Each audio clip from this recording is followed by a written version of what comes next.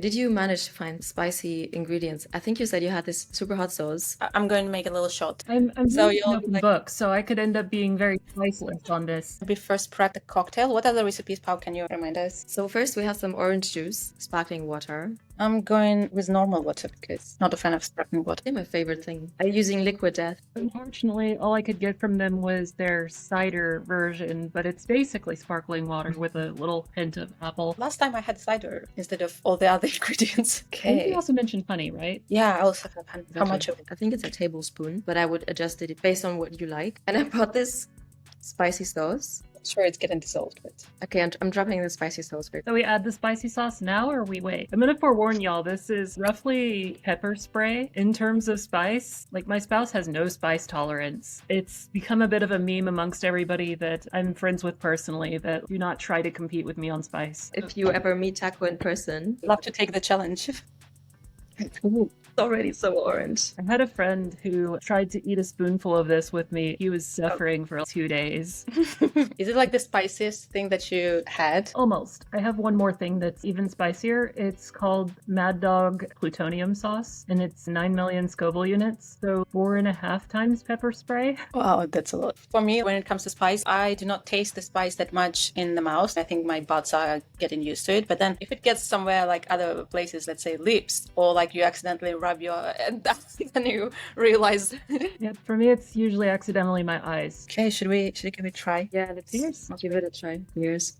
I'm not sure I like it. It's What alright. is this called again? A spicy mule? Hot Takes Mule. Hot takes mule. Okay. Yes. And it was ChatGPT and I who composed this creation.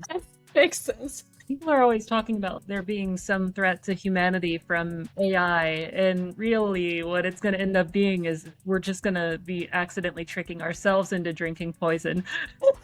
ChatGPT said it's a good idea. It's gonna work. They're gonna love it. I think that it should be fine. I like it, to be honest. It's not that bad. I'll just added some more spice. Talking about spicy sauces, getting into unexpected, unwanted places. What do you think is the best use of spicy sauce in the bedroom? All right, we are really heating up. Okay, I can't say I've ever done that. That seems like it would go very badly. Oh, depends, I guess. Taco has a medical background. She is a doctor by training. It would destroy your tissue in some areas, right? Oh, you mean like in the sensitive areas? Yeah, it definitely would irritate and probably would burn. It's like a contact irritation and burning. Probably also depends on the sauce and the spiciness and what are the ingredients and stuff. So yeah, I would avoid maybe sensitive areas, but maybe like in other places. I would say the only place in the bedroom I could see spicy sauce playing out well would be like if you were eating tacos in bed. There's no non-food situation I can think of. What is the most illegal thing that you ever done and gotten away with it? Ooh, okay. That's...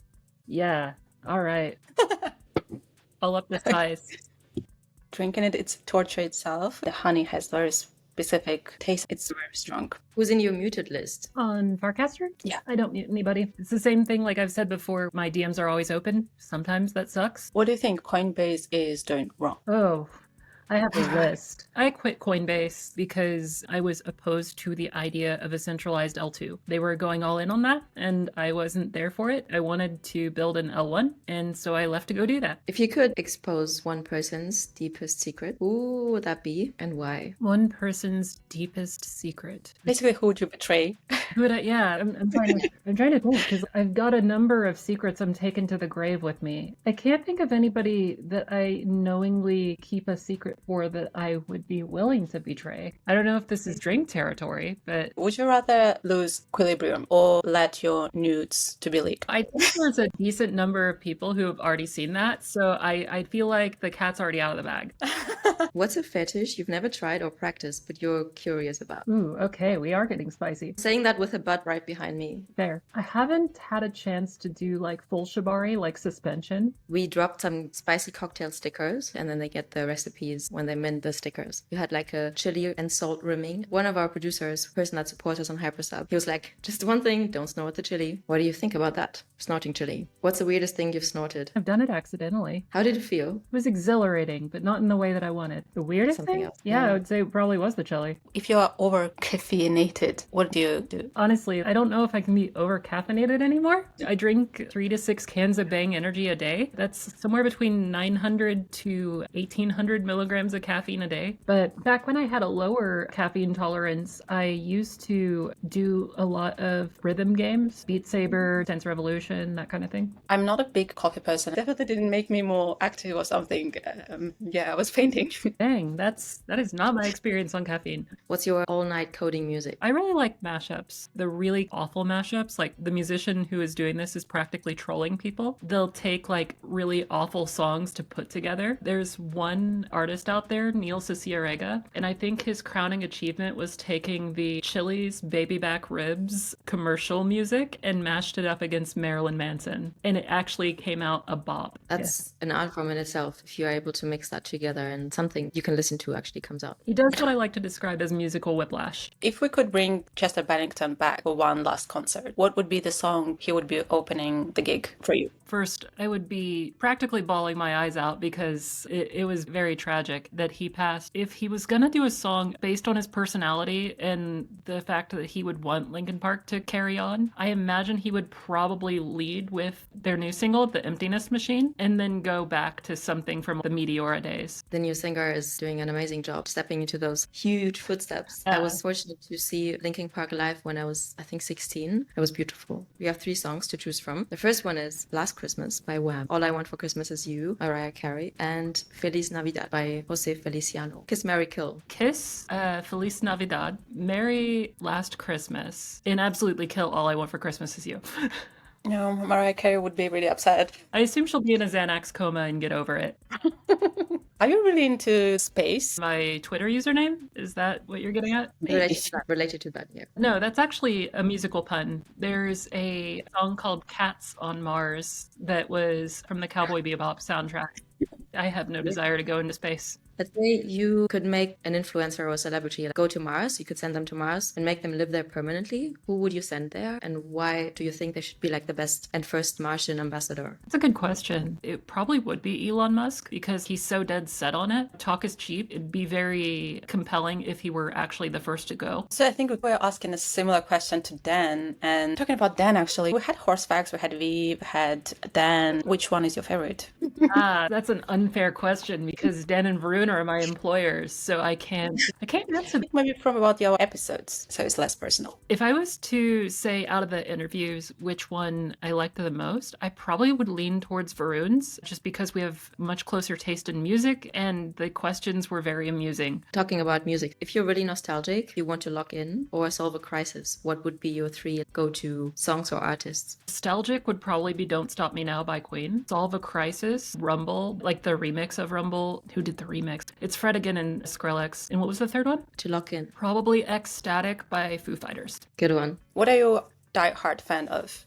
That's a tricky question. It's gonna be like probably the most stereotypical answer for me, but I would say I'm a die-hard fan of deep constitutional scholars, people who really tackle and tear apart cases and talk about them strictly in the context of constitutional law. That is my crack.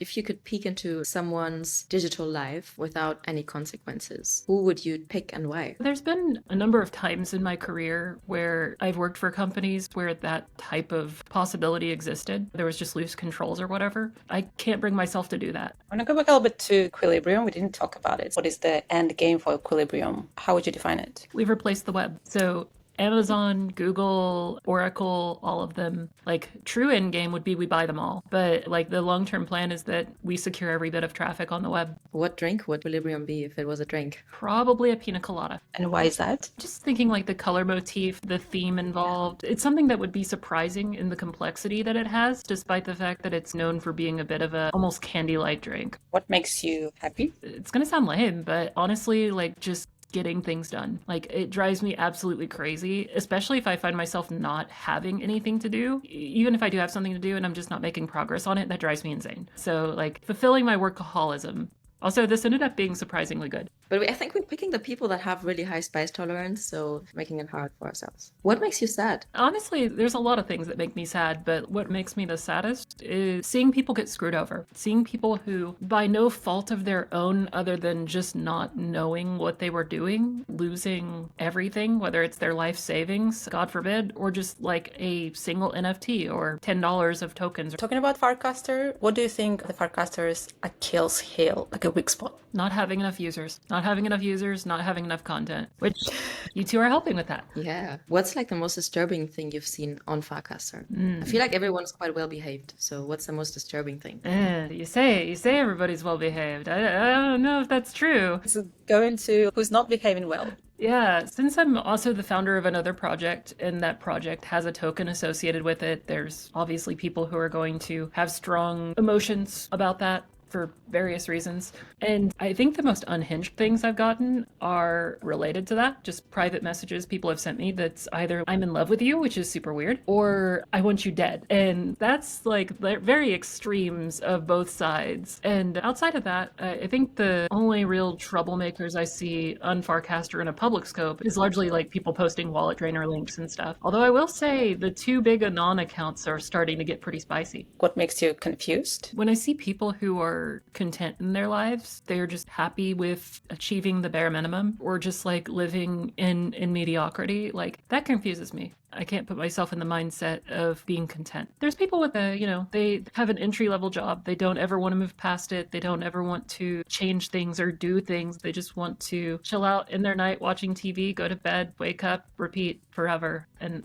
that confuses me. It's something that I 100% can relate. And I was thinking about it since I was a little kid. I was thinking like, I'm not going to live as the average person. I'm thinking about myself, like even in the future. I'm thinking, I don't think I'm ever going to stop. Yeah, I can't relate to that. And I don't understand it. I get really bored if it's more than half a day or a day max, especially not working on what we're doing because I find it so exciting. Yeah. I guess it's a good sign. At a previous job, I ended up in the hospital for organ failure of all things. But obviously, I'm okay now. But when I was there, I had a manager that told me, shut off your phone, stay offline, do not work. And I couldn't help myself. I had to keep opening my laptop and checking on things. Even when I'm like incapacitated in some way, I have to be working. Who would you nominate to join us next? I would nominate either Tony or Sanjay. But outside of that, I would nominate Ivy.